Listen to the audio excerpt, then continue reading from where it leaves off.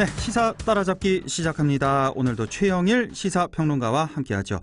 평론가님 안녕하십니까? 네, 안녕하세요. 네, 자 우리가 매주 이렇게 만나보는데요. 네. 이번 주에는 할 얘기가 없는데 어떡하지? 이런 고민 좀 한번 해봤으면 좋겠어요. 그럴 리가 있겠습니까? 왜 이렇게 뉴스거리가 많은지 매주 다이나믹 이렇게. 코리아라서 어쩔 수가 없네요. 그렇죠. 자, 지금 코로나 지금 수도권 상황 최악이죠? 지금 어떻습니까? 심각합니다. 서울도 많이 좀 바뀌었을 것 같은데. 자, 그냥 103명으로 이제 5일 전에 주말 전 출발을 해서 예. 166명 그리고 279명 그리고 어제가 200명 조금 아래 197명 예. 오늘 다시 246명입니다. 그러니까요. 근데 이 중에서 11명만 해외 유입이고요. 예. 235명이 국내에서 감염됐는데 수도권이 201명이니까 예. 대부분은 수도권에서 나오고 있는데 문제는 수도권의 인구 밀집 지역에서 전국으로 또 확산되는 양상입니다. 그게 문제입니다, 정말. 초비상입니다. 예. 그래서 조금 전 5시에 예. 정세균 총리가 대국민 담화를 냈죠. 그러니까요. 예, 수도권 모든 종교 집회는 일단 금지. 비대면 예배만 허용했고요. 예. 12개의 고위험군 시설, 이전에 우리가 다 알고 있던 겁니다. 실내 예. 체육시설, 유흥주점, PC방, 노래방, 또 뷔페 식당, 이런 것들이 다 지금 고위험 시설로 일단은 영업 중지에 들어가는 상황입니다. 자, 이게 절대로 이제 좀 전국으로 퍼지지 않길 바라면서, 자, 이렇게 코로나가 악화된 중심에는 바로 사랑제일교회 전광훈 목사가 있습니다. 아주 네. 국민 여론이 지금 최악인 상황, 아주 그렇습니다. 매우 심각한 이 반사회적 범죄 행위다. 저는 이렇게 보고 있는데, 제가 좀 너무 지나치게 보고 있는 겁니까? 신천지 때는요. 예. 이 표면적 형식적으로는 협조하겠다. 우리는 정상적인 종교이고 종교 활동을 했을 뿐 예. 우리가 바이러스 확산에 우리도 피해자지 가해자가 아니지 않느냐 이런 항변을 그렇죠. 하면서 예. 어쨌든 신도 명단을 냈는데 그나마 온전하게 내지 않았다. 신도 명단과 이 시설 일부를 감췄다는 이유로 이제 이 피소가 됐죠. 이만희 회장은 구속도 됐습니다. 지금 구속돼 있는 상태죠. 네, 이만희 회장이. 예. 90도 넘는 상황에서. 예. 그런데 이 사랑제일교회의 경우, 특히 이제 정광훈 목사의 경우에는 굉장히 이보다 더 심각한 상황이 대여섯 가지는 더 있어요. 하나는 정치적인 주장을 하고 있다는 거. 그렇습니다. 그런데 정치적인 문제에 대해서 집회 금지를 내리니까 이건 종교 집회라고 또 피해가면서 지금 장기간 동안 이제 광화문 집회를 주도해 왔는데 문제는 코로나19 때문에 정말 위험하니까 좀 이 집회를 연기시켜달라. 이거 그냥 강행을 했던 문제고요. 본인이 마이크를 잡고 15분 동안 이게 비말을 튀기면 안 되는데 연설을 하고 또 이 마이크를 10여 명이 돌려쓰고 했는데 결국 정광훈 목사도 확진, 그러니까요. 부인도 확진, 비서도 확진. 지금 사랑제일교회에서만 450명이 넘는 누적 확진자가 나오고 있고 계속 나오고 있습니다. 그런데 문제는 그 신도 명단이 4,066명 분이 확보됐는데 우선 한 1,000명은 연락이 안 되고요. 이게 불완전한 명단이고 한 3,400명은 연락이 됐는데 이 중에 또 다수는 허위 신자들이 있어요. 그러니까요. 좀 많은 사람들이 그 연락을 받고 저는 신천지가 아니라 사랑제일교회 가본 적도 없다는 사람이 맞습니다. 많다는 거잖아요. 10살 이 어린아이, 어린이, 소녀의 이름도 들어있고 그 지방에 살고 있으니까 아무 관계가 없고 또 다니는 사람들은 이런 식입니다. 서울예고의 이 고등학생이 사랑제일교회를 다녔고 확진이 됐는데 이 음악 레슨을 받은 선생님에게 감염이 되고 이 선생님은 서울시립교향악단의 단원이에요. 그래서 8.15 광복절 행사를 위한 리허설에 참여를 했고 또 사랑제일교회 50대 여성 신도가 확진이 됐는데 이 어린이집 돌봄 교사입니다. 나흘 동안 출근을 하면서 130명의 어린이를 접촉했던 거예요. 그래서 왜 이렇게 위험하게 교회 집회에서 마스크도 안 쓰고 방역수칙도 안 지켰으며 또 정치적으로 광화문 집회를 밀집한 곳을 다녔고 그런데 또 일상생활은 평범하고 멀쩡하게 영위하는 바람에 지금 이런 거죠. 가평에 있는 포병부대 내에서 군장점을 운영하고 있는 60대 남성이 사랑제일교회 신자고 본인이 뭐 몰랐겠지만 확진이 됐는데 이 군인들하고 접촉을 한 겁니다. 지금 국내에서 감염자 4명이 나왔습니다. 네, 생각만 해도 끔찍하네요, 지금. 네, 여기다가 또 이런 이 포항에서는 남편이 당신 검사 받아야 한다. 그랬더니 이 배우자의 손을 깨물고 소변책을 들고 도주했던 여성이 이제 붙잡혀서 검사 받고 확진이 된 분이 평택 주민인데 파주병원에 입원해 있는데 지난밤 사이에 도주했습니다. 지금 경찰이 추적하고 있고 아직 못 잡았나요? 그 도주한 분은? 아직 잡았다는 속보가 나오지 않고 있어서 추적 중으로만 나오고 있고 그러니까 제 생각에는 제일 나쁜 문제가 비협조입니다.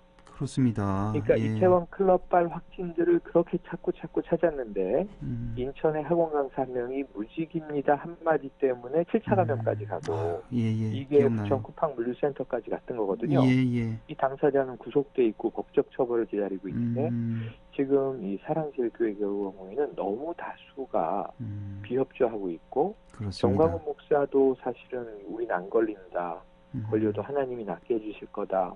이런 이야기를 공공연히 얘기를 했는데 아니 그런 말을 하는 사람이나 말이죠. 아니 그런 말을 믿는 그 교인들도 저는 참 이해를 못 하겠는데 지금 아까 그 이만희 회장 얘기를 잠깐 해주셨는데 저도 이게 훨씬 죄질이 나쁘다. 그러니까 상당히 의도성이 들어가 있다. 정광훈 목사 같은 경우는. 그러니까 적어도 우리 왜 미필적 고의라는 말을 하잖아요. 이게 퍼질 수도 있다는 걸 알면서도 이렇게. 그러니까 하나님은 막아주고 치료해 주니까 뭐 검사도 받지 말라. 지금 저 정부에서 허위로 지금 확진 판결을 내린다 뭐 이렇게 하고 있잖아요. 네, 그 정치적으로는 또 반대할 수 있으나 강하게 이제 문재인 정부의 반기를 들고 문재인 대통령에게 뭐 예를 들면 공산주의자라든가 이런 것은 상당히 좀 일반적인 언어에 들어가고요. 이 어떤 뭐 이 생명을 좌우하는 얘기까지 언급을 하고 그래서 참 듣기에도 섬찟한 이야기들이 많아서 이것 때문에 또 고발 조치가 돼 있거든요. 그러니까 뭐 우리 저 청취자들도 인터넷 다 보시니까 아시겠지만 관련 기사 댓글을 보면은 거의 한 99%가요. 전광훈 치료하지 마라. 하느님이 고쳐줄 거다. 구상권 청구 다 이런 내용이고 지금 뭐 국민청원도 올라갔고 하지만 올라와서 이제 뭐 25만 명을 훌쩍 넘겼는데 재수감하라 국민 민폐 전땡땡 목사 이렇게 돼 있는데 이 문제는 이게 재수감도 지금 원래는 구속 상태에서 보석 허가를 받았던 거예요. 그런데 이제 이 보석의 전제 조건이 집회 시위에 참여하지 말고 거주지에만 머물 것. 근데 이미 이건 어겼고요. 서울시의 자가격리 통보를 또 어겼고요. 여기에 대해서 또 교회 측은 우리는 목사님은 자가격리 대상자가 아니었다. 근데 자가격리 통보를 한 게 또 확인이 됐고요. 그러니까 자꾸 이 뭐랄까요 거짓말과 이 반대의 입장으로 이걸 어떻게든 이 순간순간 면피하려고 하다가 이 최악의 상황까지 왔는데 문제는 이런 겁니다. 지금 남편은 사랑제일교회 교인인데 그 부인은 또 여의도 순복음교회 교인이에요. 여의도 순복음교회에 4명의 확진자가 나왔는데 그 군 최대 교회잖아요. 세계 최대인가요? 세계 최대의 교인으로 56만 명의 교인이 등록돼 있습니다. 거기에 확진자가 나왔다는 거 아니에요? 네, 그러니까 이게 아주 무시무시한 일이고 또 이제 방역 그래서 이제 이 모두 다 비대면 예배로 전환할 수밖에 없는 상황에 이제 도달한 건데 정치권이 싸우고 있습니다. 그러니까 민주당은 그렇습니다. 정광훈 목사를 이렇게 정치적인 거두로 키워준 것이 그동안 통합당의 행태 아니었느냐 이렇게 비판을 하고 있고요. 통합당은 이게 주호영 원내대표는 이제 형식적으로는 이 방역 차원에서 광화문 광복절 집회는 잘못됐다 인정하면서도 또 이걸 정치적인 특정 세력에 대한 비판으로 가져가서는 안 된다. 정진석 의원도 이런 말을 했고 지금 공방이 치열한데 어쨌든 방역 차원에서야 유구무원인데요.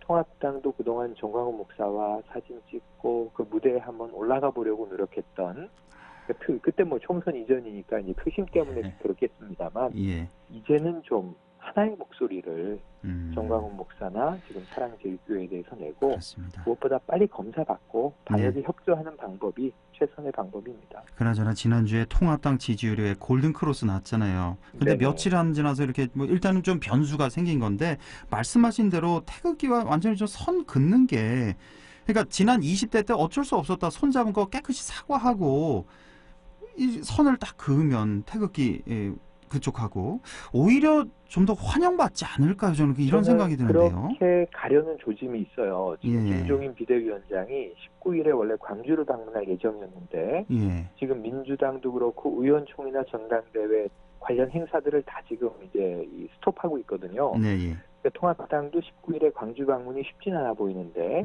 지금 정강정책 당헌당규를 바꿨고 김병민 의원의 이제 10대 과제 발표를 들어보니까 아주 그동안 5.18과도 절연한다, 박근혜 전 정권과도 완전히 절연한다.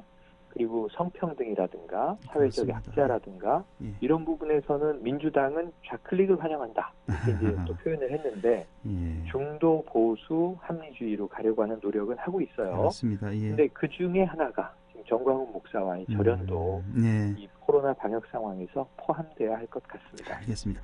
자, 김원웅 광복회장의 발언도 아주 주말부터 오늘까지도 시끌시끌합니다. 저도 아주 생방송으로 그때 지켜보면서 상당히 좀 인상 깊게 봤는데 이거 분명히 또 월요일 되면 큰 논란이 되겠다 이런 생각으로 봤는데 제가 녹음거 이거 못 들으신 분들을 위해서 잠깐만 좀 듣고 오겠습니다. 네, 좋습니다. 이승만은 반민특위를 폭력적으로 해체시키고 친일파와 결탁했습니다. 대한민국은 민족 반역자를 제대로 청산하지 못한 유일한 나라가 되었고 청산하지 못한 역사가 지금도 계속되고 있습니다. 안익태가 베를린에서 나치와 함께 만주국 건국 10주년 축하 연주회를 지휘하는 영상이 있습니다. 민족 반역자가 작곡한 노래를 국가로 정한 나라는 전 세계 대한민국 한 나라뿐입니다.